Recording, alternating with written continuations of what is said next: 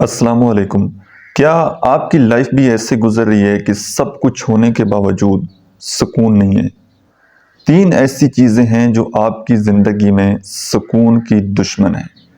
اگر آپ ان کے اوپر قابو پا لیں، ان کو کنٹرول کر لیں، تو آپ کو لائف میں دوبارہ سکون مل سکتا ہے۔ نمبر 1 چیز، خوف۔ خوف کسی بھی چیز کا ہو سکتا ہے۔ مستقبل کا خوف ہو سکتا ہے، ناکامی کا خوف ہو سکتا ہے، موت کا خوف ہو سکتا ہے، جو چیز آپ نے حاصل کی ہے، جو دنیا، جو دولت آپ نے اکٹھی کی ہے، اس کے چھن جانے کا خوف ہو سکتا ہے۔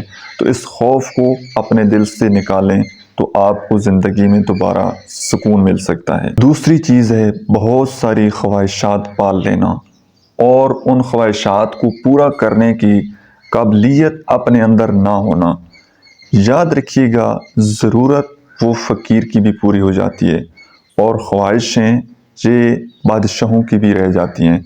تو آپ اگر اپنی زندگی میں خواہشیں کم رکھیں گے تو آپ کی زندگی میں اتنا زیادہ آپ کو سکون ملے گا۔ اور تیسری چیز ہے، جس طرح ہم جسم کو خوراک دیتے ہیں، جسم کی ایک نیڈ ہوتی ہے، جب ہمیں بھوک لگتی ہے تو ہم کھانا کھاتے ہیں، پیاس لگتی ہے تو ہم پانی پیتے ہیں۔ جیسے ہی ہمیں پانی ملتا ہے، جسم کو کھانا ملتا ہے تو یہ پرسکون ہو جاتا ہے۔ اسی طرح آپ کی روح کی بھی نیڈ ہے، وہ ہے ذکر، اذکار، اللہ سے تعلق۔